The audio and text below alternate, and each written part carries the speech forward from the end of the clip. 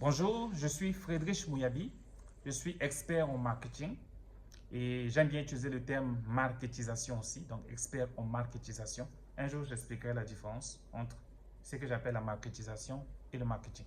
Alors, dernièrement, j'ai posté une vidéo, une analyse sur la définition du marketing et j'ai indiqué que le marketing étymologiquement est formé d'un suffixe, plutôt d'un préfixe et d'un suffixe. Le préfixe c'est market, qui en anglais veut dire marché, et le suffixe ing, qui en anglais en général désigne l'action, comme finishing, teaching, eating, playing, voilà, praying, comme c'est dimanche aujourd'hui. Voilà. Et quand on associe donc les deux, on a donc étymologiquement le marketing qui veut dire mener des actions sur le marché. Alors, j'avais indiqué dans cette vidéo-là quel type d'actions qui pouvaient être menées. Voilà, on reviendra en détail, action par action, comment ces actions se mènent. Aujourd'hui, l'idée, c'est de définir le marché, puisqu'on voit bien qu'il ne peut pas y avoir de marketing sans marché. Alors, qu'est-ce que c'est que le marché?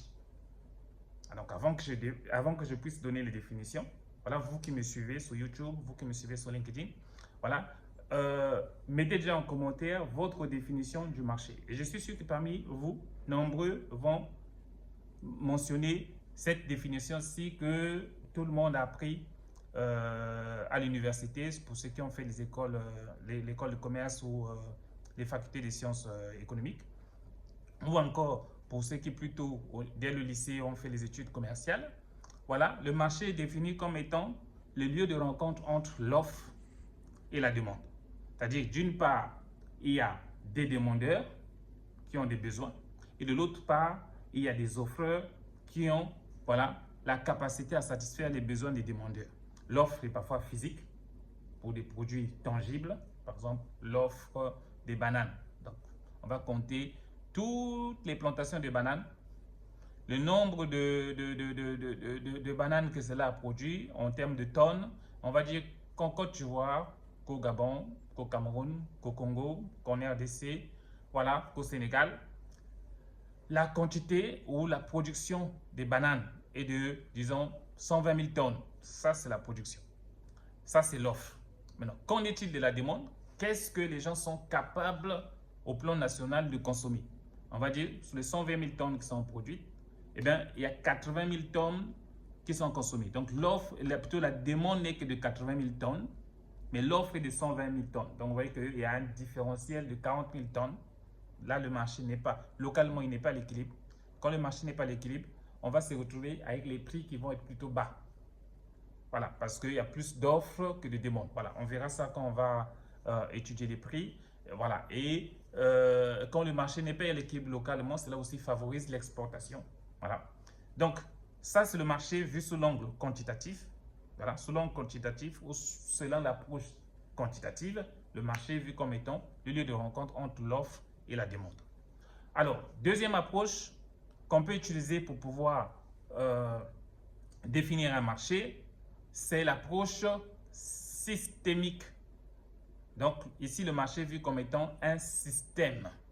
Donc, selon l'approche systémique, le marché est un endroit réel ou théorique où un aussi, dans certains cas, un ou plusieurs acteurs sont en symbiose pour pouvoir satisfaire les besoins d'un ou de plusieurs demandeurs ou de plusieurs consommateurs.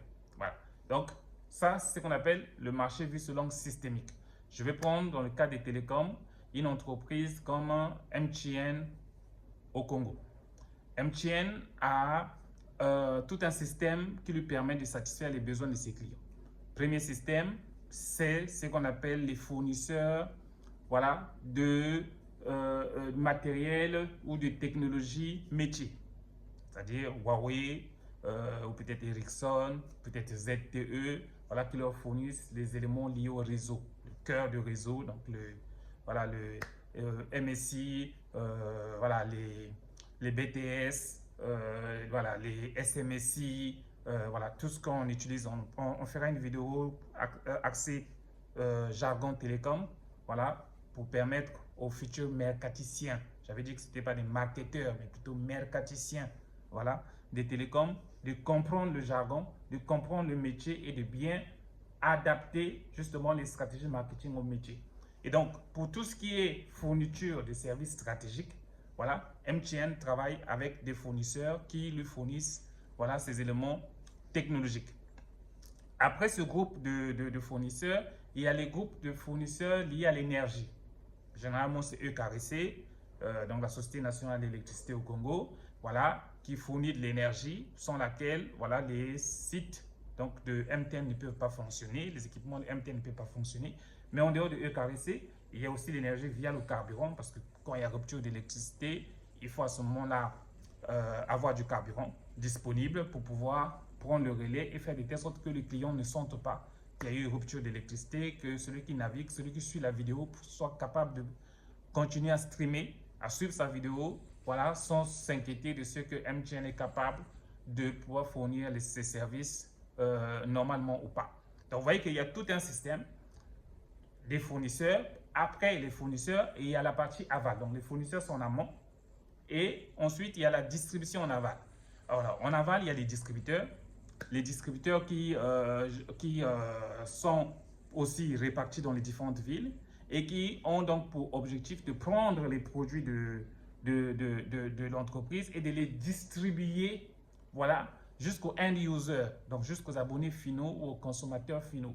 Voilà, les distributeurs aussi sont de plusieurs niveaux. Il y a les dealers, ensuite il y a les commissionnaires, ensuite il y a les POS, donc les point of sales ou les PDV, comme disaient certains, voilà les points de vente, donc les cabines sur lesquelles, ou les kiosques, là on peut s'approvisionner en produits et services télécoms. Et in fine, tout ce système-là, en partant de Huawei, des sociétés d'électricité, des sociétés qui fournissent des carburants, les sociétés même de gardiennage de sites, toutes ces sociétés et MTN en tant qu'institution avec son organisation, voilà, tout ce système travaille pour satisfaire les besoins des end users, parce que l'argent vient des end users. L'argent vient du last mile, voilà, du dernier kilomètre comme on dit. Donc, ça c'est le marché vu sous l'angle systémique. Supportez-moi, je vais peut-être arriver à 10 minutes dans cette vidéo, j'avais prévu faire des vidéos de 6 minutes, voilà. Il me reste à définir le marché sous son troisième angle, ou selon la troisième approche, le marché vu comme un endroit où non, là c'est impossible d'avoir un, dans ce cas-ci. Alors, un endroit où deux ou plusieurs, vous allez comprendre pourquoi c'est impossible d'avoir un, deux ou plusieurs acteurs, voilà, sont en compétition pour pouvoir satisfaire les besoins d'un ou de plusieurs autres consommateurs. Donc, vous voyez bien qu'on ne peut pas faire compétition à soi-même. Voilà. Donc, pour faire la compétition, il faut être au moins deux. En anglais, on dit qu'il faut être deux pour jouer au tango, ou plutôt pour danser le tango. Donc vous voyez que il faut au moins deux acteurs qui sont en compétition. Ça peut être un duopole, voilà. Deux acteurs sont en compétition pour satisfaire les besoins d'un ou de plusieurs consommateurs. Donc à ce moment-là, chaque acteur bâtit des stratégies avec l'objectif de tuer l'autre. C'est ça, c'est clair. RTL contre MTN, l'objectif pour l'un, c'est de prendre des parts de marché, et à force de prendre des parts de marché, à force de rogner, l'un finira par quitter le marché. Un jour, je vous parlerai d'une expérience que j'ai vécue moi-même, voilà, où l'entreprise pour laquelle je travaillais a dû quitter le marché parce qu'elle n'était plus capable justement de tenir face aux mastodontes, faute de moyens.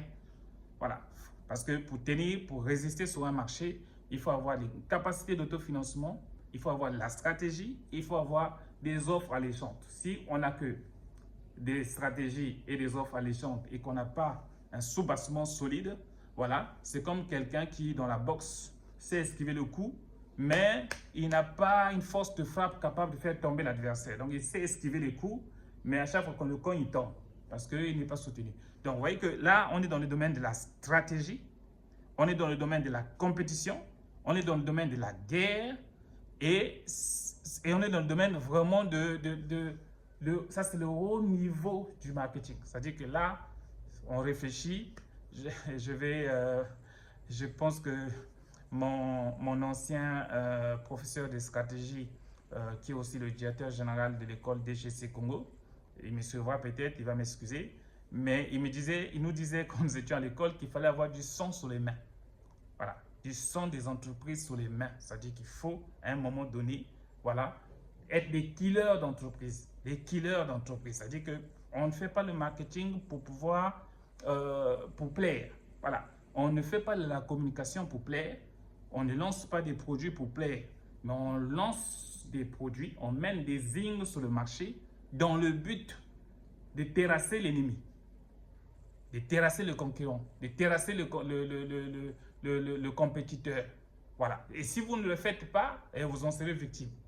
Voilà. Si vous dites, bon, ok, nous on va faire un petit jeu, bon, on va doser nos offres, on va doser nos commandes, on va pas trop commander le matériel. Voilà, on va vendre doucement, doucement, doucement. Oui, à force de vendre doucement, doucement, le client, il va vendre beaucoup. Et la dynamique va aller du côté plutôt le concurrent, plutôt pas le client. Le concurrent va vendre beaucoup et la dynamique ira du côté du concurrent. Et plus la dynamique va du côté du concurrent, le marché vous abandonne. Et à ce moment-là, quand vous avez perdu la dynamique, vous foncez tout droit vers le shutdown, vers le dépôt de bilan, vers la banqueroute, comme on le dit. Donc, voilà. Alors, j'ai une question à vous poser pour ceux qui ont suivi la vidéo.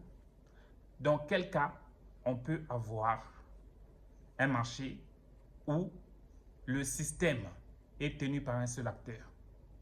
C'est-à-dire que dans le cas de MTN, j'ai parlé de plusieurs acteurs qui travaillent pour pouvoir satisfaire les besoins. Mais là, on a un cas où, et ça existe partout, on est dans ce système où il n'y a qu'un seul acteur. N'allez pas sur ChatGPT. Voilà, je veux que ce soit vraiment quelque chose qui sorte de vous. N'allez pas sur l'IA. Dans quel cas on peut se retrouver dans une situation où il y a le système, le marché vu comme étant un système, donc le système d'une entreprise ou d'une organisation n'est tenu que par l'organisation elle-même. Voilà, de bout en bout. Ok. Merci, bon dimanche à tous, au revoir, ciao.